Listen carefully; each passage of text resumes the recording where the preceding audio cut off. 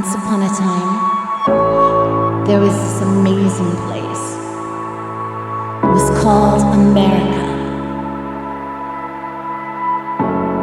And everywhere you looked, people were smiling and laughing. What happened to America? Land of the free and the home of the brave. Place where I was born and raised, America.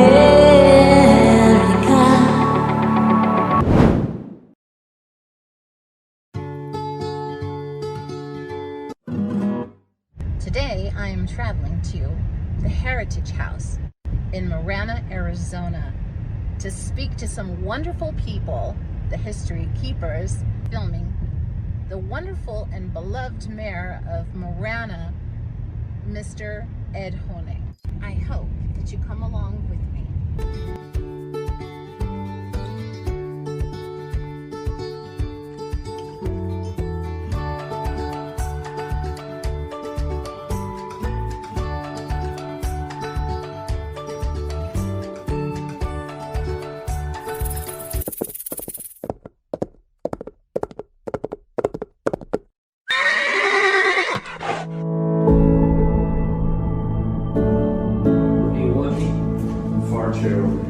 Is that like an execution or something?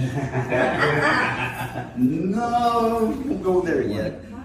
You're good. That's all the information you get. That's all it. So you were in Vietnam, weren't you? No, I was in Vietnam. Yes, sir. Yeah. Thanks for your service in that, and we very much appreciate everything that you did there.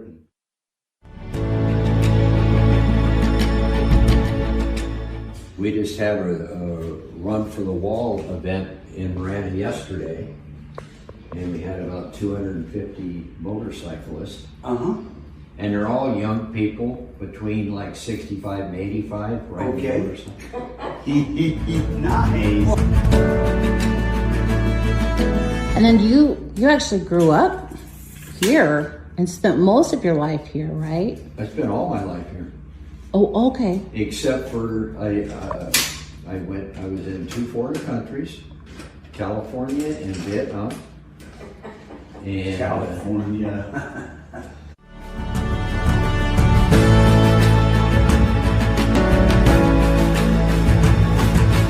Marana is really the fastest growing community in southern Arizona. We're about 61,000 people. It's not only housing, but it's business. I was born in St. Mary's Hospital in 1947 when it was the only hospital in Tucson. Grew up as a small child in Marana. It was a very, very small town at that time. Farmers, ranchers. By the time I started the school in 1953, and I'll tell you, when I started the school, everybody in the school looked like me. And I'm not talking about they weren't better looking or boys or girls or whatever. And that was in 1953. In 1954, we were every shade of the rainbow. And one thing I'm very proud of in Marana is the fact that in the 60s or even early 70s, they were having race riots and they were desegregating schools and everything. To be honest with you, I don't ever remember our schools here not being desegregated. And all youngsters of any color or creed went to the same school. And that's something I'm really proud of. And that is carried on till today. You go through our neighborhoods, whether it's Gladden Farms or the old Honey Heights neighborhood or some of the older places, you'll find black families, white families, Hispanic, Native American, Asian, all living together in the same community. And our thing here is we don't care what political party you belong to, how much money you have, even really what your religious faith is. We just want you to be a good neighbor and you know, help keep our community safe. And we've done really well. You know, if I go back in the early days, you know, all the roads out here were dirt. If you wanted to get from place to place, you either walked or rode a bicycle.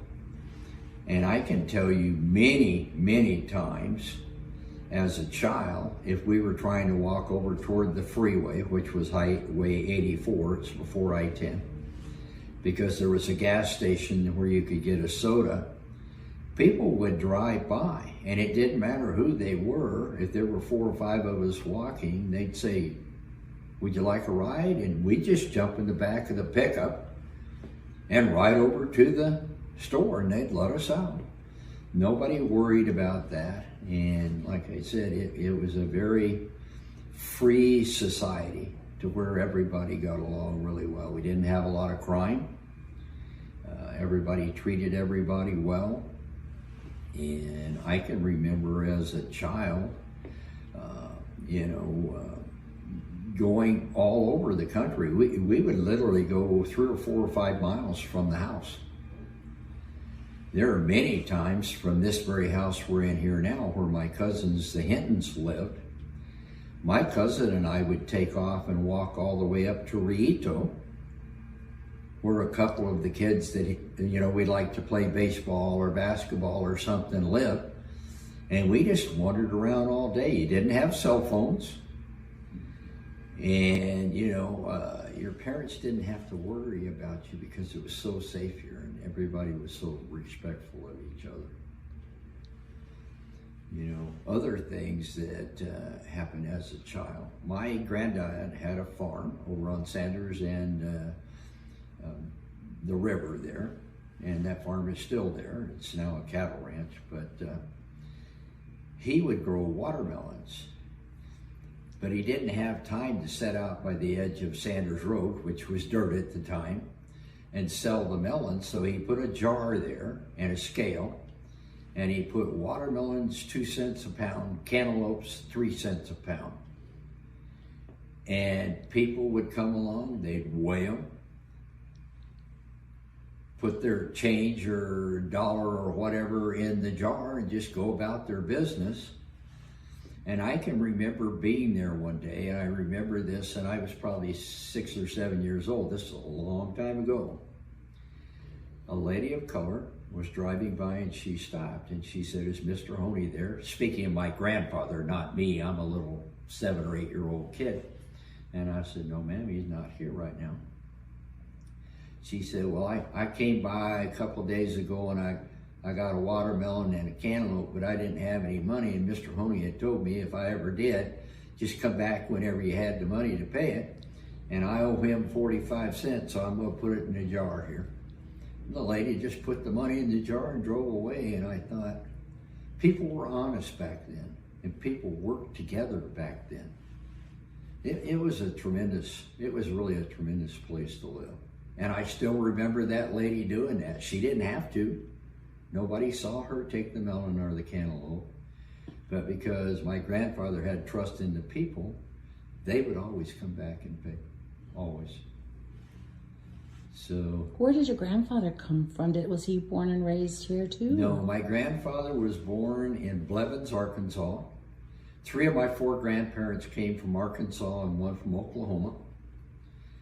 They came to Arizona, I think in about the early 20s. My dad was born in Tempe, and my mother was born in Tucson. So, that's kind of unusual to go back 4 or 5 generations, everybody born in Arizona. And when my granddad first came here, there was a dairy on Miracle Mile in Tucson, and it was owned by a guy named Freeman Woods, who was a pretty wealthy, well-known gentleman back then. And my granddad worked at the dairy, but then in his spare time and weekends, he would come out to Marana and work on growing cotton or growing whatever he was trying to do on the land that he had purchased out here. So what year do you think that was? In the 1920s or the? I would say in the early 30s when he actually started doing some farming. And we weren't the first family out here. The Amway families, you've seen Amway Road if you go out in the valley. They were here before us. They were here in the 20s. But really, the Honey family came probably in about the mid-30s, actually, to Marana. They built a house on the piece of land. They had leased some state land. They did a state land lease, but you could build houses on it or whatever you want to do. You get 25-year lease, and then they automatically renew it if you're farming it. And my grandparents didn't have a lot of money, so they framed up a house, poured a slab, framed up a house. At the time, it didn't have running water in it, or I think even electricity. And they framed it up out of wood. And then they took cardboard, like from cardboard boxes, and put over the wood. Then they covered it with chicken wire, and then they plastered it. And that was their first house out here. I mean, literally had a corrugated metal tin roof on it. And it was a very, very, very simple operation. But people made do with what they had. And that house was the first town hall for the town of Marana that we actually owned. Because the town bought that property from my aunt and uncle, who had gotten it from my grandfather. And that old building was our first town hall. Where is that located? At Sanders and Moore. There's still a house there, a block house back in the back, and they built that years later. And I know a couple of my uncles, when they got married as young men, lived in there, for a couple of years and stuff. That building's still there. The other building got so bad, like I told you, it was cardboard, chicken wire, and plaster. But that was our original town hall. We've had some interesting visitors there. Charles Keating, remember the Keating 5 years ago? With some of the senators were involved with him and everything else. When we were looking at annexing Continental Ranch, Keating and a couple of his, I called them Philadelphia lawyers, came to the town of Marana to ask us to annex Continental Ranch. And we needed to have an executive session. We made Charles Keating and his Philadelphia lawyers go outside, sit on a power pole that had been laid down as a stop for parking for like an hour while we had an executive session in that old building, because we didn't have another room to put them in. Mm-hmm. And so you got these East Coast millionaires sitting on a painted power pole in the parking lot so we could have an executive session. So I think a lot of people find that really interesting. So it must be very unusual for you to because everything is completely built up now. So, I mean, when you were a child, this was open land and your family's land. Must be amazing. This was my aunt and uncle's land. Now, not all the land in Marana, obviously, just a small piece of it. But there were many farming families out here.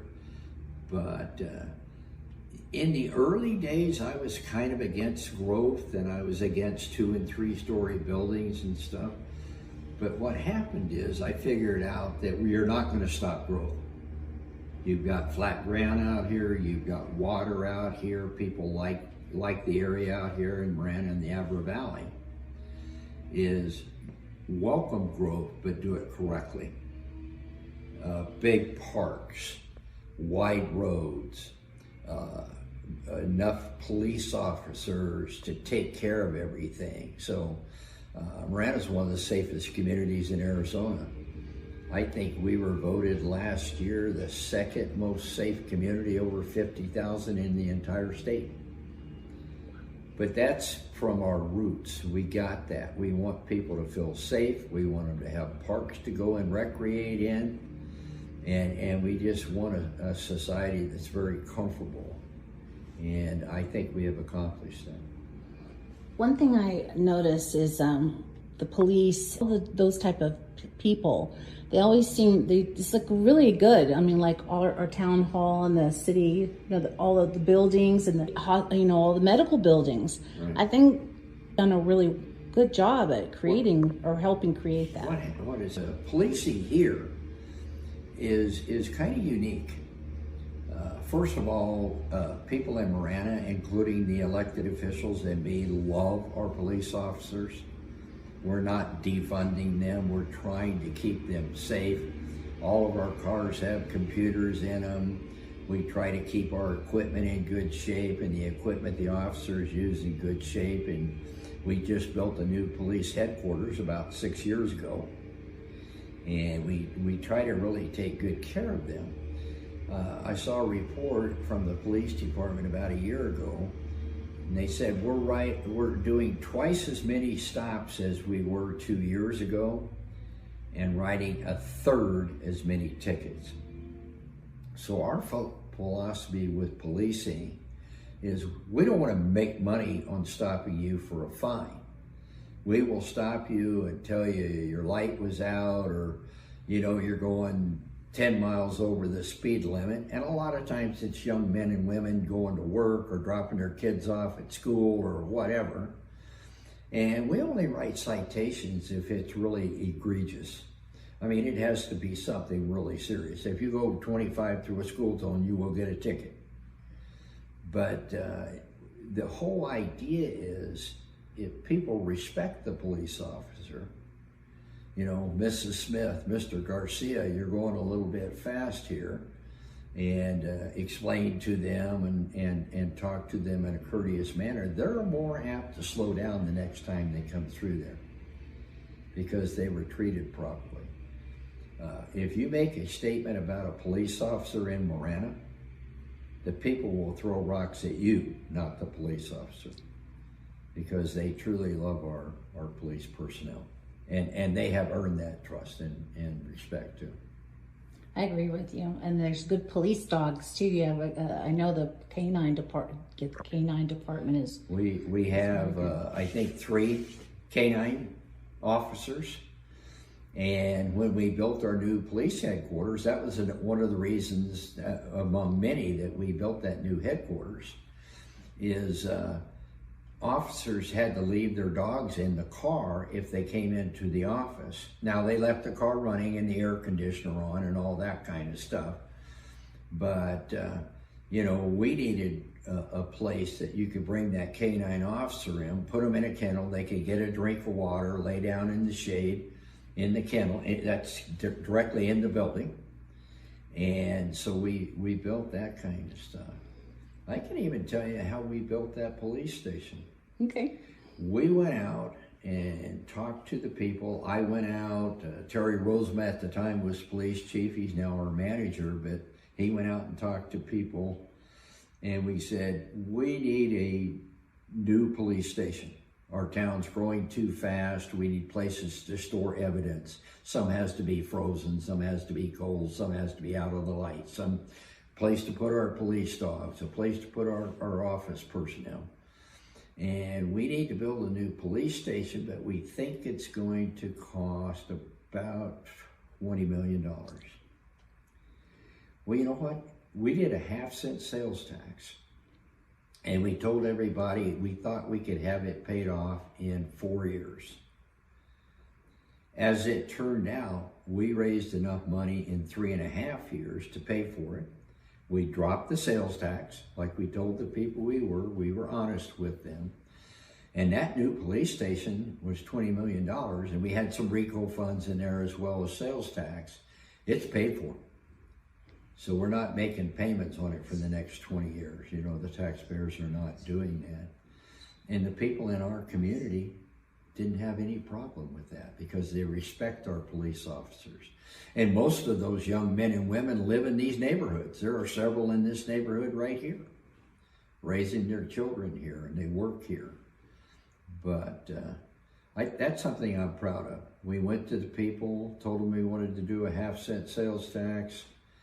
They said, okay. We did it.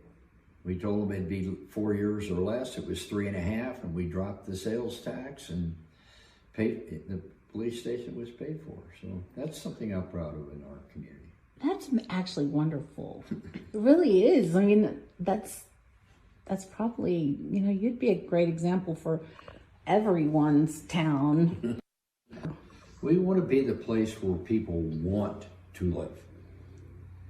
Either they want to live here, and it's not just the town of Marana, but maybe because they have really good schools in the Marana school system. Or we have great fire protection through Northwest Fire that has a main office and a station right down by the town hall.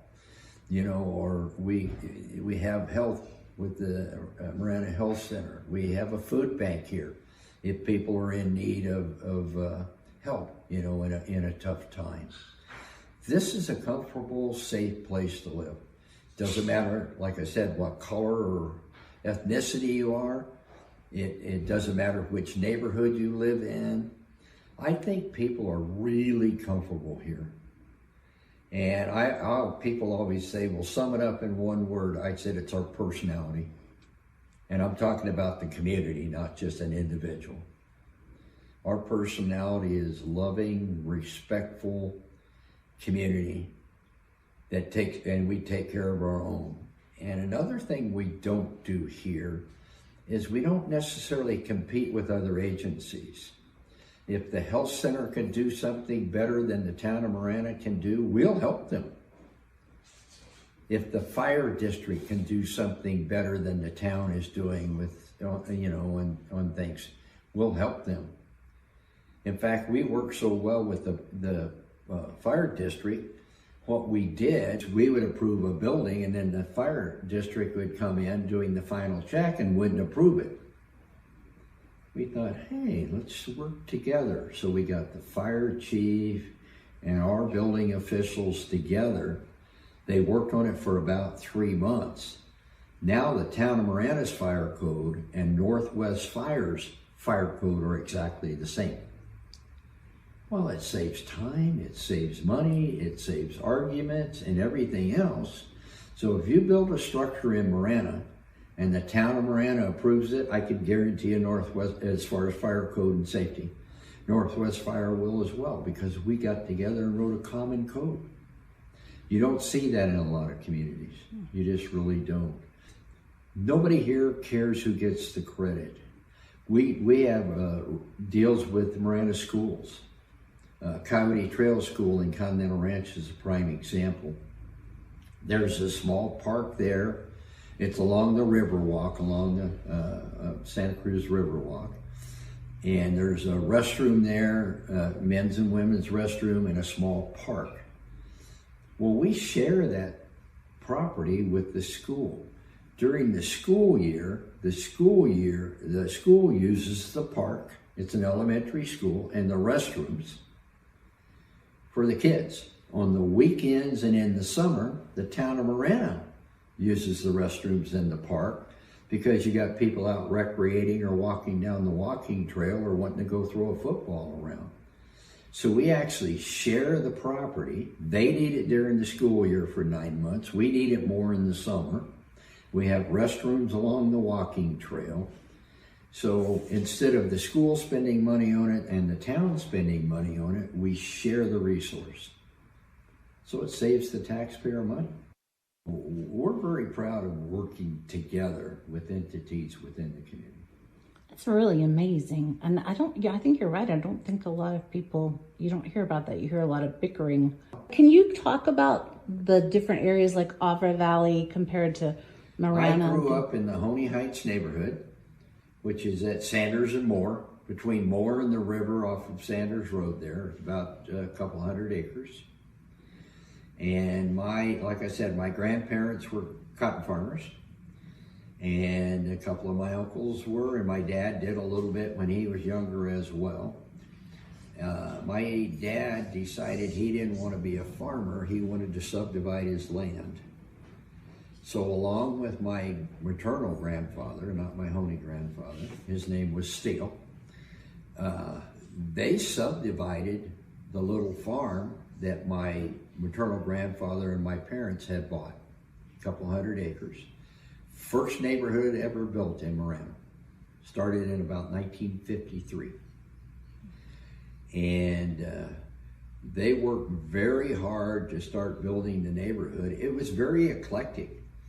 You would have a block house. The next lot would be a mobile home. The next lot would be a frame house, because that was what people could afford in the 50s on those properties. And nobody worried about it. You might have a house and the guy next to you had a mobile. But your children played together, you went to the same church, you played on the same ball clubs, you did things together. And that was the first neighborhood. It was a very eclectic neighborhood. Some were wealthier, some were poorer, and a lot of different people. And part of that neighborhood, when I was a kid, there was a guy that lived in the neighborhood. His name was John Swanson Street that runs through Honey Heights. And he was a kind of a cement contractor on the side. Well, my dad and him and a bunch of people in the neighborhood said, we need to put a basketball court out here where our kids will have something to do in the summer. You have to realize this is a long time ago. And they all got together, pooled their money. It was on my dad's land. Poured a cement basketball court. My dad was on the Trico board at the time. He got Trico to come and set a pole and put up some lighting for free. I think they had to pay the bill, but it was $20 every month or something for the lighting on the court. And that was the first kind of community recreational center in the old neighborhood, just built by a bunch of people. I could tell you, as the community grew and we got more amenities in the community, that court didn't get a lot of use. My dad sold that lot to somebody with the existing basketball slab on there, and the person came in and built a frame house on the basketball court. And that house is still there today. Wow. So, I mean, here it is, 60 years later, or something like that, 70 years later. And that home is still there. But that was how we operated back then. Everybody worked together. Everybody did things together. Well, how long have you been the mayor? I've been on the council 36 years, but I've been the mayor for 20. The town's growing pretty quickly, but we try to maintain that demeanor. We want to act just like when I was a kid. If you drove somebody on one of the roads, you waved at them. Half the time you knew them. And even if you didn't, you waved at them. And kind of that atmosphere, speak to everybody, make it a fun place that you live here because you want to live here, not because you have to live here. Yeah. Reminds me a lot of Mayberry. When I go to the community Christian church a lot, but I remember that from the past. And then when I'd come here, I'd always think of it like it was going back into Mayberry. Well, no, I mean, we're very modern. Yeah. And very technological. We have Roush Medical System up here off of Tangerine. I mean, we have some very high-tech stuff here. Sergeant Controls, FL Smith Krebs. But we want to, I've used that terminology before. We're very modern. Our streets are modern, our parks are modern, our policing is modern, our water and wastewater systems are modern. But we want to maintain that personality, I told you, up the Mayberry personality, to where just everybody is friends with the other person. I think you achieved that. I think we are doing a pretty good job at it, and that's why a lot of people want to move here. I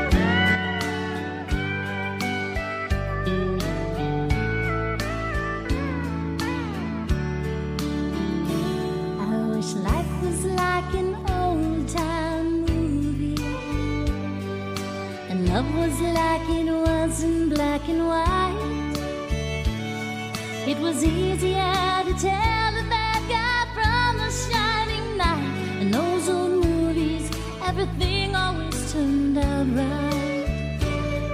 be crazy to think you could be like Andy. Sweep me off my feet like Fred or G. Sing to me and steal my heart the way that only Frankie could. No, I'd rather ride into the sunset with the boys of Hollywood. So I'll be gone with the wind, going where there's pain in my mind, and gone with the wind, just like sky.